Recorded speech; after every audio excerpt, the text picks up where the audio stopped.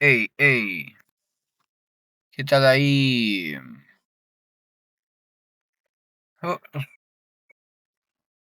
Oh, oh, ¿qué hay? ¿Qué onda? ¿Qué onda? Saludillo por ahí, saludillo, saludillo.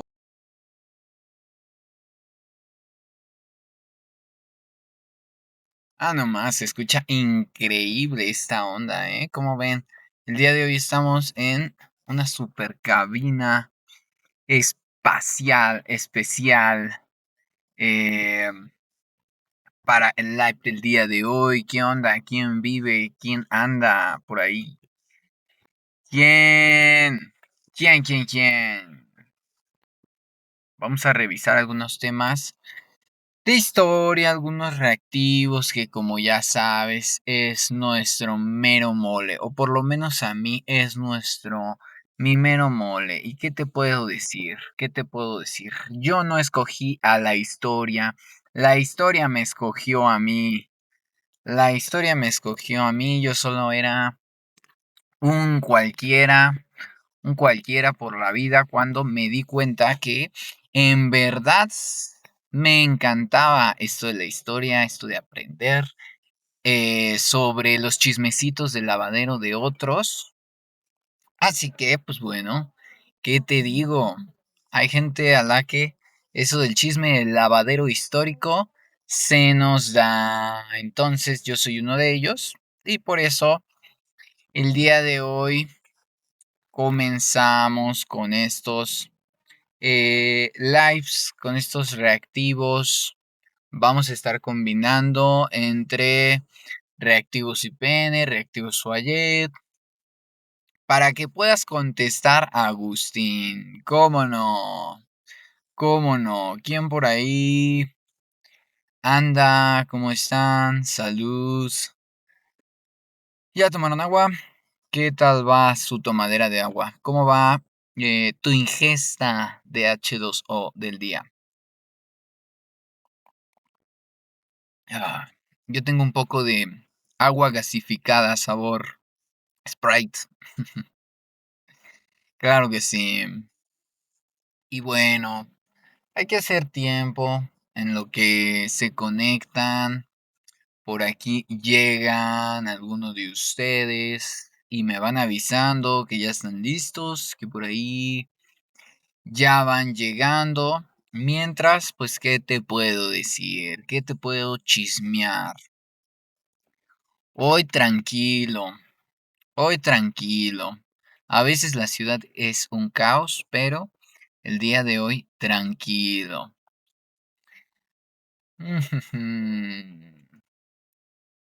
¿Qué será? ¿Qué será? Una anécdota random. ¿Qué tal un consejo del día?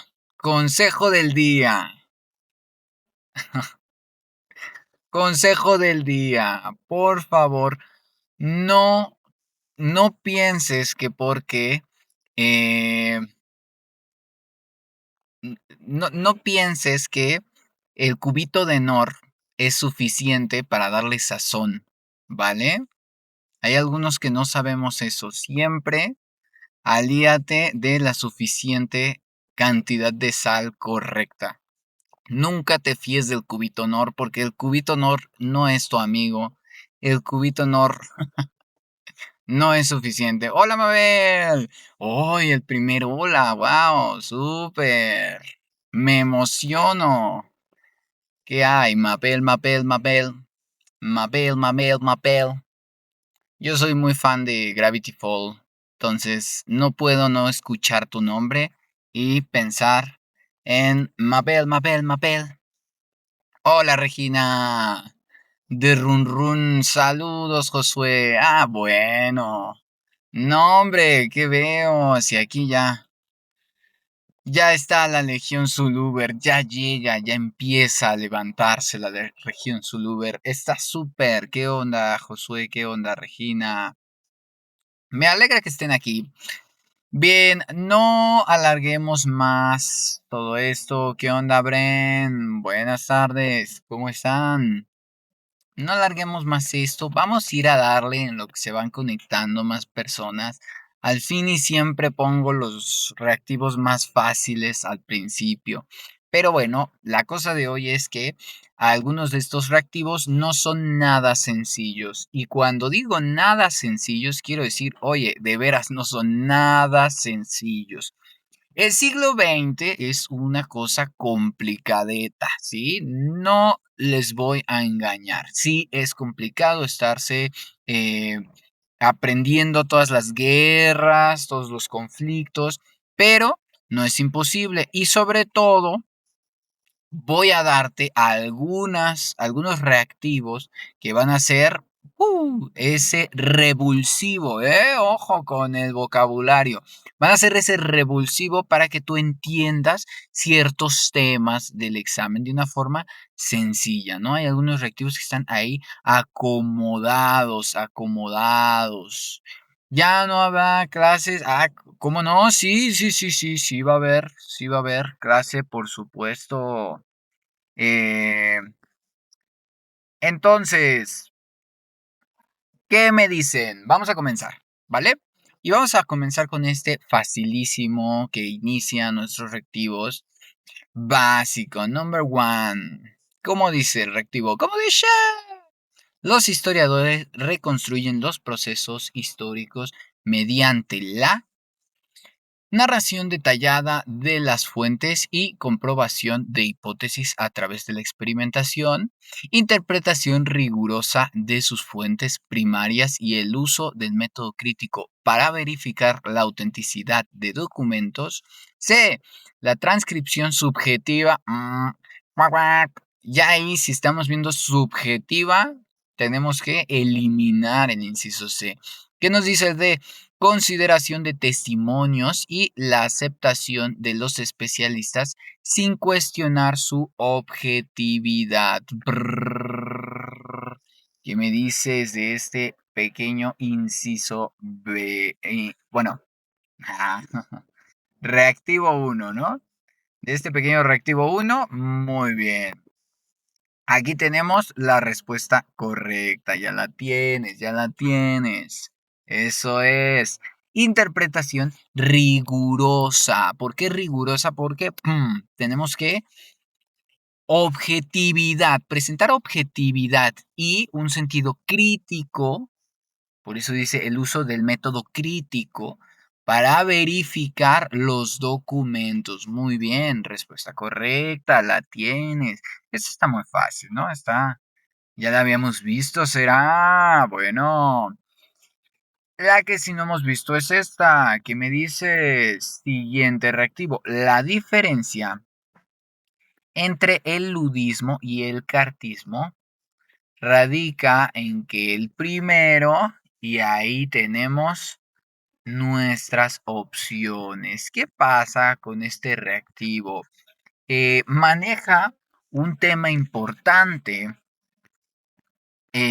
acerca de las ideologías. Hay varias ideologías en el siglo XIX y que iban a llegar hasta el siglo XX. Algunas mejor que otras, pero hay varias ideologías que se presentan en la forma de vida de las personas. Entonces, ¿qué marca esa forma de vida? ¿Quién me dice, por favor, la revolución industrial?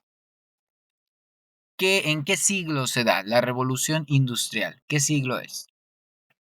A ver, ¿te acuerdas? Siglo mm, 10 y 20, profe.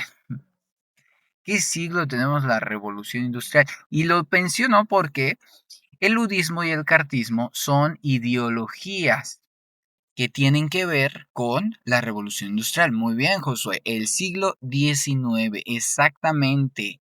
El siglo XIX, a principios del siglo XIX, las máquinas transformaron la forma de relacionarse del hombre con su trabajo. Entonces hubo dos tipos de ideologías. La primera es el ludismo. El ludismo fue un movimiento obrero que protestó en contra de estas máquinas. Estaban en contra de las máquinas. ¿Y qué hacían para ponerse en contra de ellas? Las destruían. El ludismo Fíjate, el ludismo tiene que ver con la destrucción de las máquinas, mientras que el cartismo fue un movimiento que luchó por reformar las políticas laborales, las políticas que mediaban el trato entre las personas y las máquinas, ¿ok? Entonces, ludismo, destrucción y cartismo, buen rollete, politiquería. Entonces, ¿cuál sería aquí nuestra respuesta correcta? ¿Qué me dices? La diferencia entre el ludismo y el cartismo. Está claro, ¿no? Gracias, profe. Gracias a ti, querido Pinks. Gracias a ti por estar aquí, pero más gracias a ti por responder. ¿Qué me dices? La diferencia entre ludismo y cartismo efectivamente está en el inciso D, ¿ok? Consiste en la destrucción de máquinas por los obreros y el segundo en la petición de reformas políticas al Parlamento. ¿Por qué decimos por qué dice aquí Parlamento? Porque acuérdate que el sistema político de Inglaterra es parlamentario. ¿Y ahí en dónde se origina la revolución industrial? Muy bien, en Inglaterra, acuérdate. La revolución industrial comienza en Inglaterra. Esa es la verdad. Bueno, entonces, inciso D. Entonces, ¿sí? Inciso D. Esto es muy fácil. Muy fácil. ¿Qué me dices del que viene? Como consecuencia de la revolución liberal de 1830 en Italia, ¿qué personaje y Víctor Manuel II lideraron una guerra en contra de qué potencia? Lo que trajo consigo un movimiento de unificación de dicho país. Fíjate en este reactivo. Una vez más, no lo habíamos revisado, pero está muy sencillo porque una vez que respondamos a él, va a ser muy fácil volver a verlo y ya, clavarla de una. Entonces, en este caso, eh, estamos hablando de la unificación de Italia, ¿ok? Acuérdate que para el momento previo a las guerras mundiales, tanto Alemania como Italia tienen un territorio que es un poco complejo. O sea, está dividido, la geografía no ayuda, ¿no?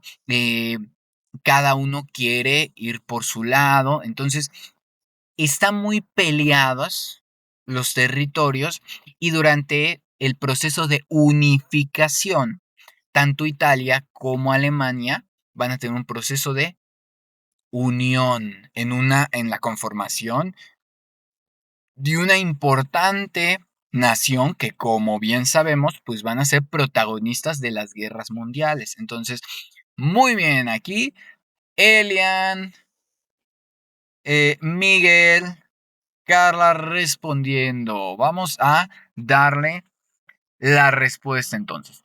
Lo voy a leer completo. Como consecuencia de la Revolución Liberal de 1830 en Italia, José Garibaldi y Víctor Manuel segundo lideraron una guerra en contra de Austria, lo que trajo consigo el movimiento de unificación de dicho país. Vete a ver un mapa, vete a ver dónde está Austria, dónde es que se encuentra colindando con Italia, perdón, y vamos a entonces entender por completo esta parte de la revolución liberal de Italia. ¿Ok? Lo que aquí es importante es marcar los nombres. Anótate los nombres, tenlos en cuenta. Garibaldi es muy fácil porque pues aquí en México podrás imaginarte esta plaza importante que está en el centro, ¿no? Hay una estación del metro llamada así. Bueno, ya será chisme de otro lavadero, pero por ahora vamos a dejarlo en que la respuesta correcta entonces es el inciso B, ¿vale? El inciso B. Perfecto. Vamos con el siguiente. Relaciona las potencias del siglo XIX con dos de sus características político-económicas. Fíjate nada más, aquí tenemos una vez más dos eh, importantes protagonistas, una vez más, en esta ocasión de la Segunda Guerra Mundial. Tenemos dos protagonistas de la Segunda Guerra Mundial y nos presenta una serie de características. Con estas características, lo que estamos buscando es plantar una zona de influencia de las naciones en cuestión. Entonces tenemos Alemania y Japón. Ambas van a pertenecer al eje, ¿no? Al llamado eje. Ahora, Alemania va a establecer relaciones comerciales con Togo, Camerún y África del Sudoeste, ¿vale? Esa es nuestra primera característica que podemos conectar. Estableció Alemania un comercio con estos sitios de África, algo que le ayudó muchísimo a Alemania para darle ritmo a su industria, tener una salida de materias primas, de mano de obra, también en algunos casos, en algunos casos. Entonces, esta relación comercial es algo que va a implementar Alemania. ¿Qué es lo otro? El negocio de la construcción del ferrocarril de Bagdad, ¿vale? Entonces, a la uno podemos emparentar la A y la C. Ok, tenemos ahí entonces Alemania con la A y la C. Ahora, Japón, por su parte, derrotó a Rusia en 1906, lo que facilitó la creación de zonas de influencia comercial. Normalmente no estamos muy acostumbrados a el cómo se nos muestra un mapa eh, con características diferentes a o como siempre lo vemos, ¿no? Siempre vemos un mapa y siempre América a la izquierda, siempre Europa a la derecha, ¿no? Y debemos darnos cuenta de lo cercano que tiene Rusia y Estados Unidos, ¿eh? Hay que percatarnos de lo cerca que están. Porque obviamente tú ves el mapa y uno está de un extremo y otro está del otro, pero oh sorpresa, la Tierra es redonda y entonces en realidad lo único que los separa a uno y al otro son pues el mar. El mar, el Pacífico, chicos. Entonces, ¿quién más está en el mar Pacífico? ¿Qué otra potencia tiene acceso eh, a esa ruta comercial? Pues Japón. Japón, por supuesto, va a tener acceso a todo eso y va a empezar comercialmente a estar pues más movido, más insertado. Entonces aquí el inciso correcto efectivamente es el A. Perfecto. Dame tap tap por ahí, tap tap tap tap, que no te cuesta nada, hombre, que no te cuesta nada, no se te va a caer el dedo.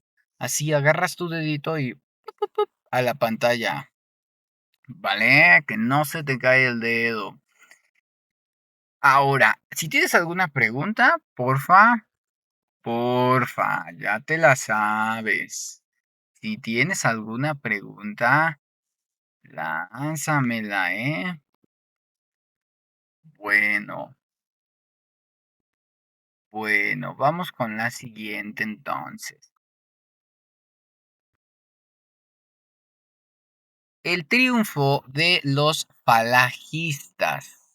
en la Guerra Civil Española y la invasión de Abisinia por Italia son dos acontecimientos que caracterizaron a los gobiernos de tipo. Ok, ok, ok. Que no panda el cúnico. Que no panda el cúnico, ¿eh? ¿Cómo que, con qué se come eso de los falajistas?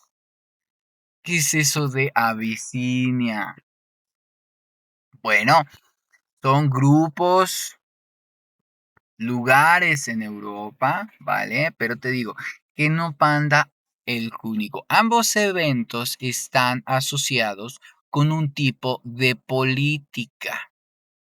Para no hacerte el cuento largo, quiero decirte que en ambos se manifiesta un poder centralizado y una fuerte represión política, ¿vale? Los falijistas pues fueron un grupo en España, estuvieron confrontados durante la guerra civil y terminaron ganando, lo que puso mano dura en España, una mano dura que permaneció durante muchos años, y en el caso de Italia, pues bueno, lo que terminó imponiéndose fue Mussolini, ¿no? Con el paso de los años lo que terminó imponiéndose fue ¿se acuerdan de quién era Mussolini? No es el pez de Dross. Bueno, sí, Dross tiene un pez así, pero no es a ese Mussolini al que me refiero. Mussolini fue un líder fascista que se desarrolló, bueno, en Italia y se introdujo en la Segunda Guerra Mundial como parte de las potencias del eje. Entonces,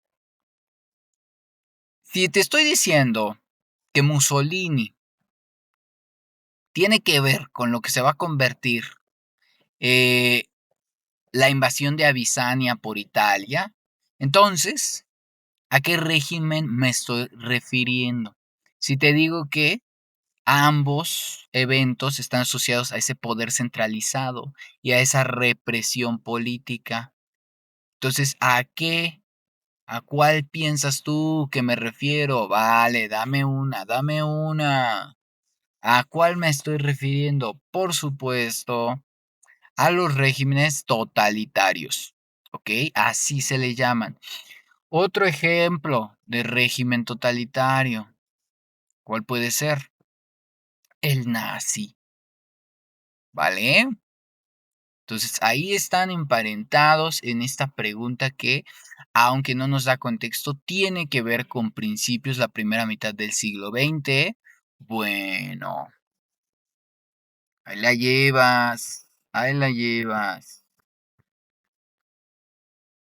Vamos a esta siguiente. Como puedes darte cuenta, todas están directa o indirectamente relacionadas con la guerra, las guerras mundiales. Entonces, ¿sí? Todas están directa o indirectamente relacionadas con las guerras mundiales. Y eso es de notarse, porque al final impactan cada una de estas naciones en la historia y en nuestros reactivos. En este caso, pues mira, el proceso revolucionario ruso. De eso habla este siguiente reactivo. ¿Qué me dices? Tenemos aquí una serie de acontecimientos, una serie de hechos que sucedieron en el proceso revolucionario ruso. Entonces, la idea es que nosotros los ordenemos. Ujú.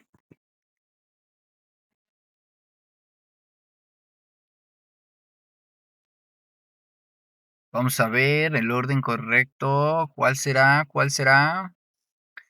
Bueno, para empezar debemos identificar a el que tiene que forzosamente siempre comenzar una revolución. Una revolución es un proceso de sopetón, es un proceso radical en las formas de entender la política, bueno, puede ser una revolución cultural, ¿no? La cultura.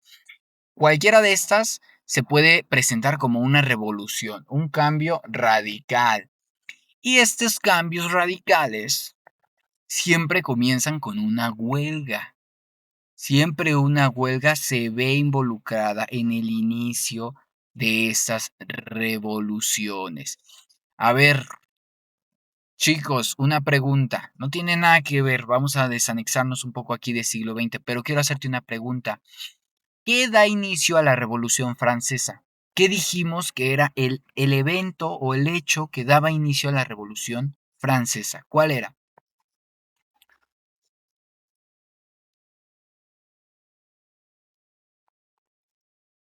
Mm, inicio.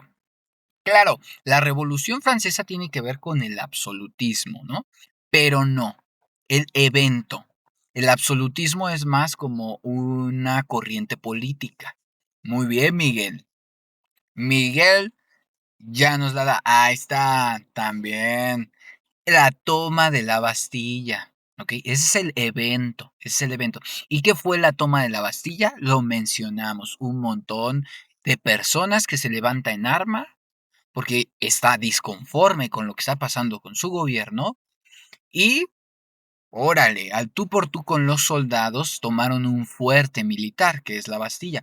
Entonces, fíjate cómo es una huelga también, ¿vale? Solo ahí para recordárnoslo. Bueno, en este caso, la huelga que inicia es la de San Petersburgo en 1905.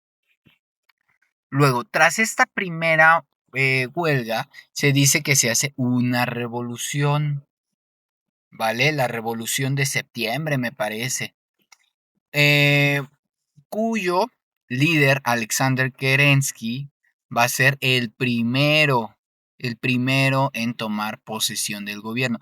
Sin embargo, esto no va a generar los frutos y las reacciones adecuadas y finalmente se va a dar otra revolución, la de octubre. Esta sí es la famosa revolución en la cual está involucrada uno de los líderes más importantes del momento, el señor Lenin.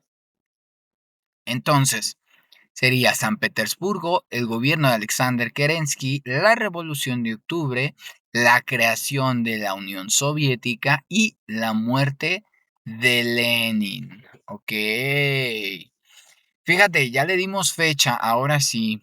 Así que lo hicimos a la inversa, pero ya le dimos fecha a la creación de la Unión Soviética. ¿Te acuerdas en qué año se va a acabar esta Unión Soviética? ¿Te acuerdas en qué año se acaba la Unión Soviética? Lo mencionamos ayer. Bueno, entonces este sería el inciso B, ¿verdad? El inciso B. Perfecto, si te acuerdas. En el 91, efectivamente. En el 91. Entonces, fíjate cuántos años, desde 1922 hasta 1992, son muchísimos años en los que, pues bueno, la potencia de la Unión Soviética puso de manifiesto cada uno de sus intereses durante la Guerra Fría, ¿vale? Bueno, relaciones. Acá está mal redactado, pero no importa. Relaciona los regímenes totalitarios del siglo XX con sus características distintivas. Vale. Entonces, muy importante, ya vimos qué son los regímenes totalitarios, ¿verdad? Ya revisamos qué son esto de los regímenes totalitarios. Ya te dije que tiene que ver con una imposición, ¿ok? Tiene que ver con un control, un dominio de la población, una toma del poder centralizada, ¿ok? Esas son las características. Un poder centralizado y una represión política. Entonces, aquí tenemos ejemplos de estos regímenes totalitarios. Eso quiere decir que Todos y cada uno de estos están ahí con estas características, ¿ok? Tanto el nazismo alemán como el fascismo italiano, como el militarismo japonés. En todos esos casos, aplica, ¿ok? Aplica. Entonces, cada uno va a tener, por supuesto, características diferentes. ¿Y qué tenemos aquí? Recuerda que de los nazis, muy famoso, muy popular, pues es esta idea de, de una superioridad racial, ¿ok? Para ellos en el mundo había razas que se diferenciaban según su historia, según su origen. O sea, la pura chaqueta, porque, pues no, ni razas, ni superioridad, ni nada. Todos como seres humanos estamos conformados de la misma manera. Pero claro, esta era una idea que iba a potenciar esta ideología. Imagínate, los alemanes, tras la derrota de la Primera Guerra Mundial, o Gran Guerra, como también se le llamó, pues los alemanes van a verse muy cabizbajos. ¿Te acuerdas de qué se trataba el Tratado de Versalles? ¿Te acuerdas de qué hablamos, cómo terminó con la Primera Guerra Mundial? El Tratado de Versalles, ¿cómo dejó a los alemanes? Mira, así los dejó, o sea, los dejó así tristes, tristes.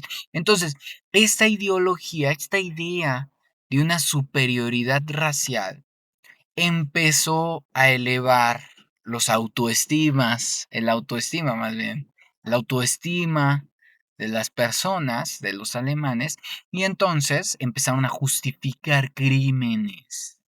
¿Qué crímenes? Bueno, vete a leer el diario de Ana Frank, vete a dar una vuelta al Museo Memoria y Tolerancia, ese también es muy bueno, te lo recomiendo, por el amor de Dios. Eh, para ir a ver qué pasó durante este nazismo alemán. Ahora, el fascismo fue algo similar, pero, a ver chicos, les voy a hacer una pregunta. ¿En qué país está el Vaticano? ¿En qué país está el Vaticano? ¿Dónde, en qué país está el Vaticano? Claro, en Italia. Está en Italia. Entonces, eso aquí nos hace una conexión de por qué mantuvo buenas relaciones con la iglesia, está emparentada con Italia, ¿vale? Con el fascismo italiano. Pero ya es independiente, ¿no? Dice Mabel, efectivamente, en sí, los estados pontífices son una entidad por sí misma, pero bueno, territorialmente están en Italia. O sea, no tienen la misma jurisdicción, pero territorialmente están ahí. Muy bien. Ese espacio fue cedido por Mussolini. Así es, así es. Hay toda una historia entre Mussolini y la iglesia católica, pero bueno, es claro que iba a hacer uso de esta ventaja territorial. Entonces, por eso es que aquí fascismo italiano tenemos que conectarlo con mantuvo buenas relaciones con la iglesia y reprimió a los obreros, que en este caso es el B. Por último, tenemos el militarismo japonés, que bueno, impulsó la creencia de superioridad basada en la producción industrial. ¿Ok?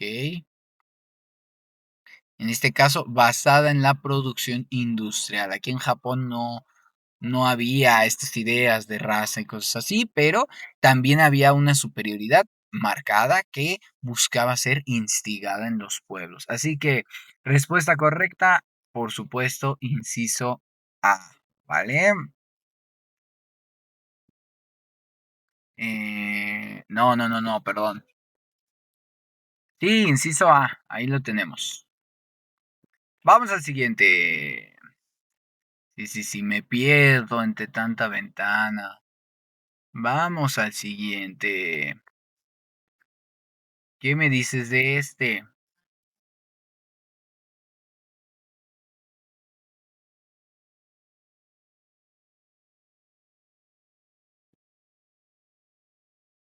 Bueno, ¿qué nos dice? Conflicto que se anuncia con el discurso de Winston Churchill en 1945, en el que habló por primera vez del muro de acero o cortina de hierro que dividía a los países de Europa en dos bloques, uno capitalista y otro socialista, ¿vale? Aquí quiero hacer. Mira, ya son 35. No olvides darle tap tap a la pantalla y quiero, por supuesto, lanzarte el mensaje de tradición. Recuerda que estamos aquí en vivo por TikTok, como vamos a estar toda la semana y el resto de semanas junto a ti, paso a paso, rumbo al examen de admisión. En el Centro de Desarrollo Sulup tenemos todo tipo de cursos para que ingreses tanto a la preparatoria, universidad. Además tenemos también prepa en un examen, bueno, las regularizaciones. Este fin de semana, anuncio importante, este fin de semana va a comenzar nuestro taller de lectura y redacción completamente gratuito. Nada más tienes que mandarnos un mensajito por nuestras redes y decir, oye, yo me quiero unir al curso de lectura y redacción. Va a estar bien bueno, vas a ver que sí, yo lo voy a impartir, por supuesto. Entonces, pues es completamente gratis, vete a dar una vuelta por allá, sí que sí, bien. Si tienes alguna duda, me lo dices, ¿eh? Entonces, fácil, ¿no? Inciso B, Guerra Fría. Facilísimo. Acuérdate que esta famoso cortina de hierro o muro de acero se pueden referir a ella de ambas formas. Entonces, ten cuidado con de ambas formas puede salir nombrada este famoso término. Pero Winston Churchill, que era primer ministro de Inglaterra en esos años, ¿vale? Y que define totalmente la Guerra Fría, lo que la Guerra Fría fue, por supuesto, lo define completamente.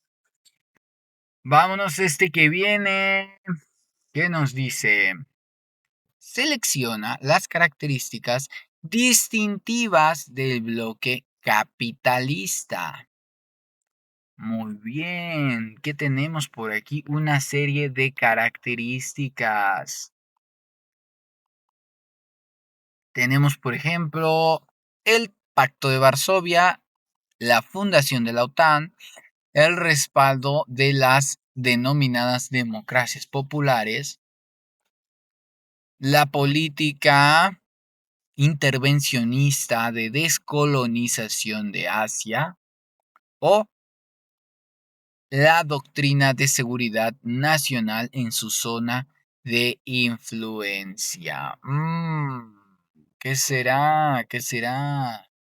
Quiero recordarte que todos estos reactivos los estoy haciendo muy clavados a cómo se presentan en el examen, ¿eh? Quiero recordártelo. Entonces,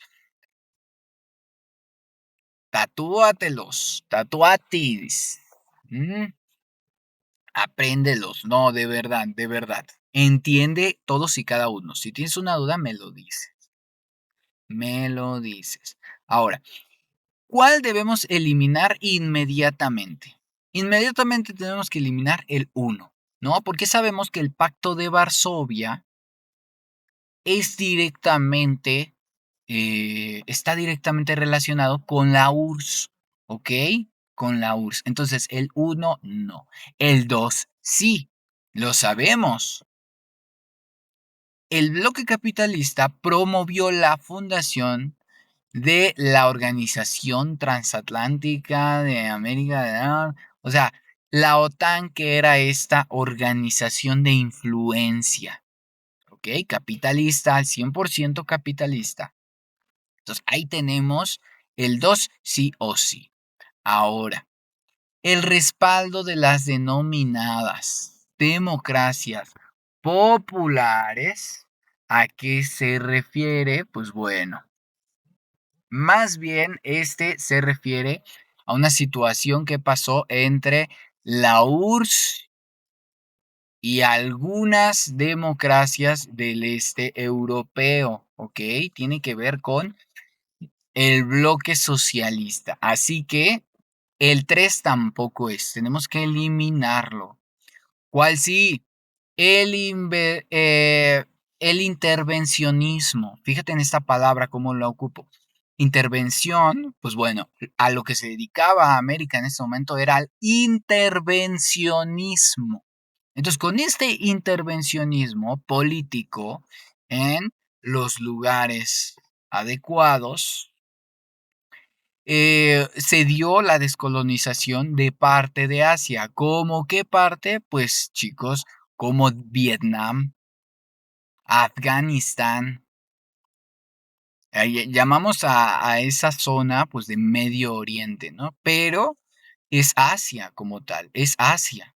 Entonces, el hecho de que Estados Unidos haya hecho la guerra en Afganistán y en Vietnam, habla de un proceso de descolonización en el que intervino el bloque capitalista. Entonces ya lo tenemos, el inciso B. Ahora, quiero preguntarte, este, eh, este punto 5 implementó la doctrina de seguridad nacional en su zona de influencia. ¿A qué doctrina se está refiriendo? A ver si te acuerdas, a qué doctrina hacemos referencia aquí en el punto 5?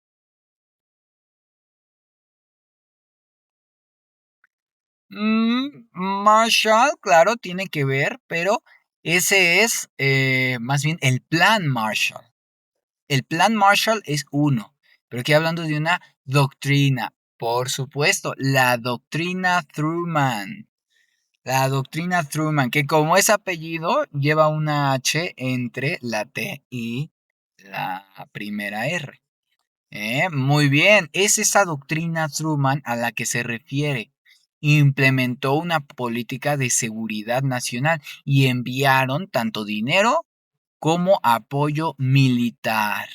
Pues a esa nos referimos aquí. Vale. Entonces ya la tenemos, ¿va? Respuesta correcta, el inciso B. Vientos. Perfecto. El plan Marshall también tiene, es básicamente lo mismo, ¿eh? Recuerda que tiene mucho de similar. Mucho, mucho de similar. Bien, una de las causas de la caída del bloque socialista fue, a ver, ¿puedes imaginarlo? ¿Puedes imaginarlo? Un bloque tan poderoso, tan que se dio al tú por tú, que se dio al tú por tú con Estados Unidos. ¿Puedes imaginar cuál fue su gran error? Bueno, aplicación de reformas sociales, de reformas económicas, la búsqueda de la identidad nacional o el impulso de políticas conservadoras. Pues mira, podría ser, ¿qué te digo? Podría ser casi, casi que podemos decir que podría ser cualquiera. No podemos ni imaginarlo, pero ahí te va. La respuesta correcta, efectivamente, es el inciso B. Hablamos de la caída de la Unión Soviética. Tienes que poner un apunte ahí en el que emparentes esta caída con el establecimiento de reformas económicas. Fue insostenible la economía como pretendían llevarla a cabo y finalmente a estas reformas económicas se les conoce como la perestroika. Ok, lo voy a anotar aquí porque es ¿qué? La perestroika. La perestroika son esas reformas económicas que implementaron la Unión Soviética para tratar de resolver algunos problemas económicos, cosa que no ayudó. Spoiler, no ayuda, sino que todo colapsa, realmente termina colapsando. Tenemos que hablar de un colapso. No de una caída leve, no de un cese, no, de un colapso del bloque socialista, perdón, directamente. Bien, vamos entonces aquí a marcar la B. Recuerda, la perestroika. Bien, vamos con esta siguiente. ¡Échale, profe! ¡Échale! Bien, bien. ¿Qué me dices de esta? Relacionemos las etapas con los hechos del movimiento de independencia de la Nueva España. Ajá, te la cambio. ¿Cómo la ves? Te apliqué la 1314 y de pronto ya estamos aquí en Historia de México. Pero igual de útil, igual de importante, igual de presente en tu examen, ¿eh? Igual de presente. Bueno, que si te quedaste alguna duda con respecto a Guerra Fría, no dudes en lanzármela, ¿eh? No dudes en lanzármela.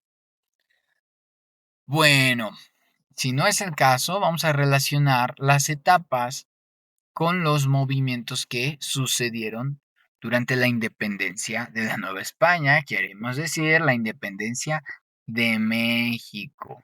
Y fíjate aquí, no sé por qué mi reactivo salió desconchavadito.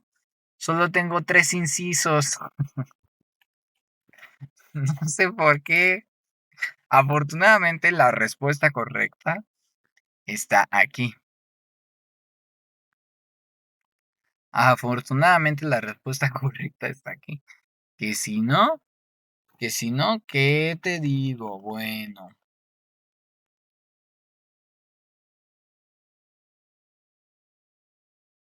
vale. A ver, ahí te va, ¿eh? Vamos a desmenuzarla.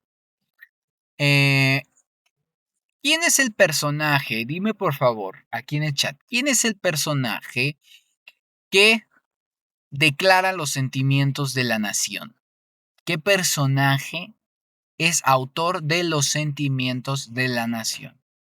Acuérdate que es esta obra que va a presentar al Congreso y que ese Congreso entonces va a generar la Constitución de Apatzingán. ¿Qué personaje declara los sentimientos de la nación? Efectivamente, José María Morelos y Pavón, ¿vale? Morelos es el que va a declarar estos sentimientos de la nación y como tal, Morelos refiere a la etapa de organización, ¿ok? Entonces, ya tenemos aquí ocupada esta parte de organización. Forzosamente la 2 es la A. Bien, ahora vamos con el 1, iniciación. Miguel Hidalgo en sus publicaciones periódicas fue el primero que abolió la esclavitud y esto no fue coincidencia. Acuérdate que Miguel Hidalgo hablábamos de que se levantó en armas y la gente que conformaba su ejército, la gente que conformaba las personas que lo seguían, eran campesinos, eran indígenas. Tenía a la Virgen de Guadalupe como estandarte. ¿Eso por qué es? Pues porque esa población mexicana se identificaba con esa Virgen morena. Entonces, claro que a Miguel Hidalgo le convenía la abolición de la esclavitud, porque eso significaba más fuerza para su ejército y por lo tanto para su movimiento. Así que la promulgación de la abolición de la esclavitud es un proceso llevado a cabo por Miguel Hidalgo. Eso quiere decir que tenemos que emparentarlo con la etapa de iniciación. Bien, esa es la etapa, así es. Ahora, resistencia, resistencia. La resistencia va a estar muy marcada por el apoyo de liberales extranjeros a los insurgentes. Los insurgentes, acuérdate que nos referimos a este grupo que se levanta en armas. Eso es la insurgencia, aquellos que se levantan en armas en contra de la corona. Entonces, el apoyo de liberales extranjeros hace sentido con una figura específica, chicos. Francisco Javier Mina. Ese es el personaje liberal extranjero. Entonces, vete a dar una vuelta, una buscada por quién fue Francisco Javier Mina. Muy importante personaje para la independencia de esta nación que vino aquí y hizo la guerra a las fuerzas realistas. Finalmente tendríamos consumación el establecimiento de una monarquía constitucional. ¿A qué nos referimos con una monarquía constitucional? ¿Quién fue el primer emperador de México? Pregunta, volado, volado, primer emperador de México. ¿Quién fue? Claro, Agustín de Iturbide. Él fue el primer emperador de México. Iturbide, así es, Josué Raúl, súper.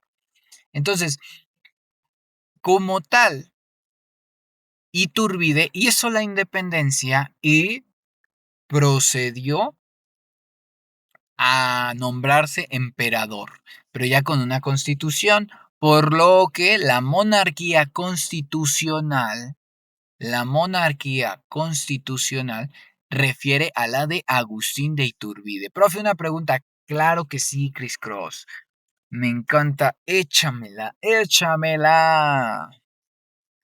Dale, dale. Y tú también, cualquier pregunta que tengas, ¿eh? Recuerda que Centro de Desarrollo Zulub, tenemos aquí curso para entrar a la UNAM, a la modalidad a distancia y ya tenemos la lista de inscritos que están empezando a entrar en la modalidad presencial para entrar a la UNAM, chicos. Avísale si tú tienes un primo, alguien que necesite entrar a una universidad, el IPN, UAM que acaba de pasar, la UNAM, ya sea en su modalidad abierta o a distancia, Centro de Desarrollo Zulub, aquí explicamos, tranquilo, relajado. ¿Qué te digo? ¿Qué te digo? Miles comprueban nuestra garantía. Entonces, vete a dar una vuelta a nuestras redes sociales, mándanos un mensajito para unirte al taller gratuito de lectura y redacción que vamos a dar este fin de semana. Y respondo tus preguntas. Ponme tus preguntas. Échale al éxito. Mándame tu pregunta. A ver, Chris Cross pregunta. Sobre los ejercicios, ¿dónde los puedo obtener estos que están presentando? A ver, Chris Cross, no sé si tú seas parte ya de nuestro curso. En el caso de que sí, yo te estoy subiendo estos reactivos al Drive, al Classroom, ¿vale? Nosotros tenemos un Classroom donde puedes ver las clases grabadas a tu velocidad, ahora sí que como tú prefieras. Y esos reactivos yo te los pasé por ahí, ¿vale? Ya te los subí al Classroom para que los puedas tener tú por ahí. Ahora, si no eres parte del curso, pues mándanos un mensajito, únete al grupo de estudio. En este caso, si Chris Cross lo pide, podemos mandar en el grupo de estudio que esté, podemos mandar el archivo. Pero, pues sí, a ver quién más quiere el archivo, quién más, ¿hay más interesados o no? ¿Sabe algo? Alexito pregunta, ¿sabe algo sobre el examen de media superior para IPN?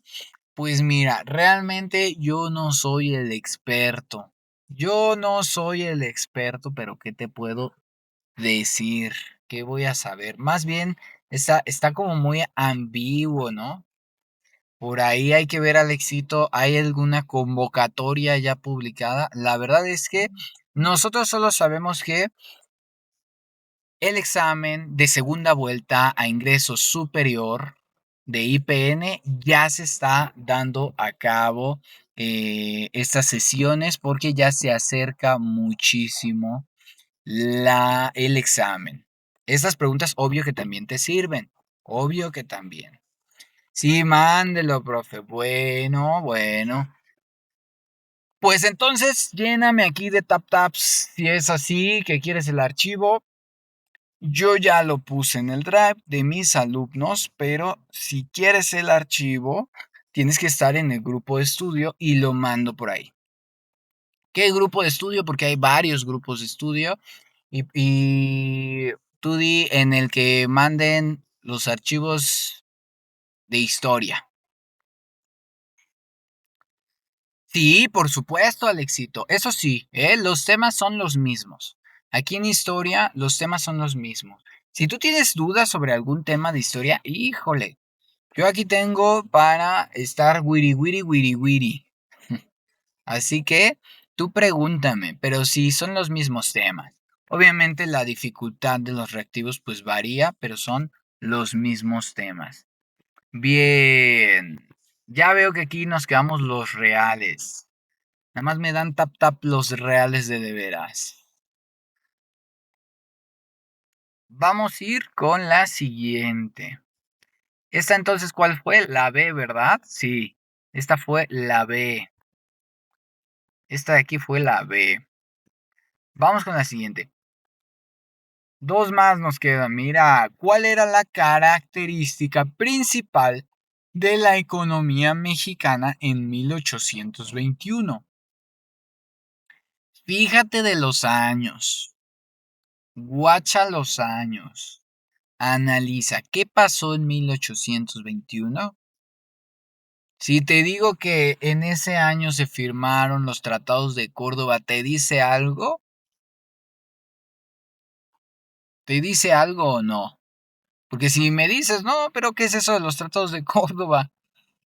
Bien, Miguel, exacto. La independencia. En 1821 se consuma la independencia. Entonces, ¿cómo te imaginas que era la economía en ese momento?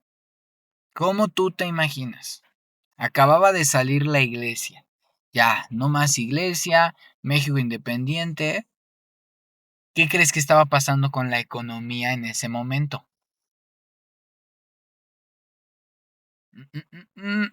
¿Tú qué imaginas, Claro. Mala economía, por supuesto. Problemas financieros. Las arcas nacionales estaban vacías. ¿Qué digo yo vacías? Jole. Estaban secas, padrino. Por supuesto, hubo una crisis y el apoyo de la corona pues ya no estaba ahí, ya no veíamos el apoyo de la corona. Así que la respuesta correcta aquí, como dice mi querida Carla, es el inciso A, la disminución de la productividad. ¿Ok? La disminución. Así durante todo el siglo XIX va a ser el mismo tema, el mismo desbarajuste. Entonces, ¿cuál es la característica principal de la economía? En el año en el que se consuma la independencia, pues por supuesto que la disminución de la productividad. El país se detuvo por completo por este proceso. Vamos con el siguiente. Con el plan sexenal implementado por el gobierno cardenista se consolidó el... Ahí tenemos el primer plan sexenal, ¿verdad? Mencionamos que el señor Lázaro Cárdenas, el señor Tata Cárdenas, fue el primero en tener un periodo de 6 años. Fue el primer sexenio en México. Antes de eso, los periodos presidenciales eran más cortos. Entonces, en este caso, si aquí tenemos el primer sexenio, la popularidad de Cárdenas, por supuesto. Entonces, ya definimos el presidencialismo, ¿no es así? Aquí la respuesta correcta es el inciso B, el presidencialismo. Pero ya lo podemos definir de veritas, ¿qué fue el presidencialismo? ¿Te queda claro o no? O no, porque no me preguntas. Y si no me preguntas, pues bueno, quien no habla, Dios no lo oye, mano. El presidencialismo fue la concentración de los poderes mexicanos en la figura del presidente. Muy bien, el poder de los poderes, dice Josué. Muy buen concepto, me gusta. Claro, hubo una concentración en Lázaro Cárdenas porque todos le tenían el respeto, era la autoridad que tenía las decisiones últimas. Entonces, por ejemplo, Lázaro Cárdenas escogió a su sucesor. ¿Que quién fue su sucesor? ¿Quién fue presidente de México después de Lázaro Cárdenas? ¿Quién fue? ¿Quién fue? A ver, ¿te acuerdas? Entonces, el inciso B es la respuesta correcta, ¿eh? El presidencialismo. Perfecto, Josué. Manuel Ávila Camacho. Manuel Ávila Camacho. Esa es la verdad. El presidente caballero. Perfecto, Raúl. Ahí nos lo definió. Perfecto. Vale, vamos ahora con estos últimos reactivos, ¿va? Vamos a darle este último punch. Si tienes alguna duda sobre cualquiera de estos o de los anteriores o de algún otro tema, dímelo y acá la platicamos. Bien, la política económica impulsada desde la presidencia de Miguel de la Madrid y reafirmada por Carlos Salinas de Gortari. Política económica. ¿Qué me dices?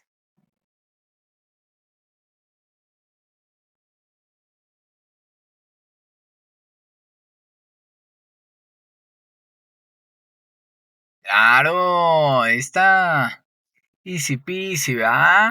Sencillito. Acuérdate que Miguel de la Madrid es el primer presidente neoliberal. Este primer presidente neoliberal, nos vamos a acordar de Miguel de la Madrid por eso, ¿no? Por ser el primer presidente neoliberal. ¿Por qué más? ¿Qué otro suceso importante aconteció en el sexenio de Miguel de la Madrid? ¿Qué otro acontecimiento? ¿Qué pasó en su sexenio? ¿Qué catástrofe? A ver, dime. Dime. Sí sabes, sí sabes. Ahora sí que... Exacto, el terremoto del 85 sucedió durante el sexenio de Miguel de la Madrid, ¿vale? Tal pareciera que no tienen nada que ver una cosa con la otra, pero sí, sí tienen que ver. Entonces, aquí estaríamos viendo que la respuesta correcta es el inciso A, ¿no? Neoliberal. Bien, vamos con la siguiente. Política que permitió el crecimiento económico de México al 7% anual. Mira, muy bien, Josué dice, nace la protección civil. Sí, las organizaciones civiles. Siempre, eso es algo de siempre, mira, quiero decírtelo. Siempre que hay catástrofes o crisis, ya sea políticas o económicas, siempre, en cualquier contexto, siempre que hay una catástrofe, hay una politización de la comunidad civil. O sea, la gente empieza a hacer políticas. Date cuenta de eso. Siempre que en tu escuela, cuando hay un paro, cuando hay una junta, cuando hay una crisis, siempre hay este movimiento de organización, ¿vale? Eso siempre va a pasar. Entonces, en este caso, en el temblor sucedió. Perfecto. Esta otra es muy fácil, ¿verdad? México al 7% de crecimiento anual.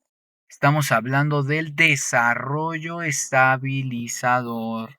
El desarrollo estabilizador o el llamado milagro mexicano. Bien. Presidentes del milagro mexicano. Muchos ponen su inicio con Manuel Ávila Camacho. Luego, acuérdate también de eh, Adolfo Ruiz Cortines. Adolfo Ruiz Cortines. José López Paseos o José López Mateos. ¿ok? Gustavo Díaz Ordaz para finalizar con este desarrollo estabilizador o milagro mexicano. Esos fueron los presidentes, ¿eh? Recuérdalos. Bien, vamos con la última. Mira, característica del neoliberalismo en México. Característica del neoliberalismo en México. Ya para este último reactivo, quiero recordarte que vamos a estar en vivo las siguientes semanas. Hoy fue historia, pero debes darle una checada a los en vivos de mate y física que luego da acá el profe Zulup. Entonces, vente a dar una vuelta, síguenos. Si todavía no nos sigues, no sé qué estás esperando. Síguenos y recuerda que este fin de semana, este viernes y sábado, vamos a tener nuestro taller de lectura y redacción completamente gratuito. Aparte de eso, tenemos nuestros cursos de ingreso. Ya estamos con UNAM, ¿vale? Si quieres entrar a la UNAM, si conoces a alguien que quiera entrar a la UNAM, mándale esta data. Bien, entonces, esta pregunta, ¿qué nos dice? Características del neoliberalismo en México. Y ya la tenemos bien identificada, ¿verdad? La privatización de empresas es una de ellas. ¿De qué habla la privatización de empresas? Pues bueno, de pronto, aquellas empresas que en México funcionaban reguladas por el Estado, se mueven al sector privado. Eso es la privatización. O sea, ya no le pertenece al Estado, sino que ya es de un particular. Y la otra característica es la expansión del comercio internacional. Entonces ahí nos estaría quedando el inciso C. Muy bien. Qué bonito nos salió, nos salió, nos salió. Un 10, chamos, un 10. Bien, ¿alguien tiene alguna pregunta con respecto a alguno de estos temas que revisamos o a algún otro tema de historia? Por ahí también vamos a tener lives de todo, ¿eh? Ahora sí que ustedes nos los van pidiendo, chicos. Ya se acabó, aguacate. Ya se acabó. O si quieres preguntarme algo, yo estoy abierto, ¿eh? Yo estoy abierto a que ustedes me saquen la charla, pero pues, ¿qué te digo? ¿Qué te digo? Todos vienen por los reactivos. Bien. ¿En el examen preguntan sobre presidentes interinos? No, ¿cómo crees? No, ¿cómo crees? Yo nunca he visto que pregunten por presidentes interinos, algún reactivo que tenga que ver, que bueno, han sido pocos, pero yo la verdad no he visto. Yo no he visto, así que no. Bien, profe, una pregunta fuera de tema. ¿Será que algún día el curso será presencial? Ah, muy buena pregunta, Raúl. Sí, mira, nosotros ya manejamos un sistema presencial cuando hacemos algunos repasos. Tenemos varias sedes, estamos justo en proceso de inaugurar una nueva sede, entonces nosotros sí tenemos esa modalidad presencial, pero ahora sí que se van formando los grupos. Así que mándanos mensaje, dinos que te interesa, para, para qué curso vas y bueno, nosotros ya iremos conformando, conformando ese grupo presencial, ¿vale? Igual recuerda que si se te facilitan las cosas de manera presencial, pues tenemos también las regularizaciones o podemos vernos para ver cualquier materia que tú necesites, ¿vale? Eso también pregunta. Bien. Nada más, chicos. Gracias a ustedes por conectarse. Recuerden que aquí vamos a seguir. Síganos en todas las redes porque avisamos ahí siempre en los grupos de estudio. A los de Swayet les subo estos reactivos a la parte de el Drive. Y bueno, eso sería todo, chicos. Muchas gracias. Bye. Cuídense.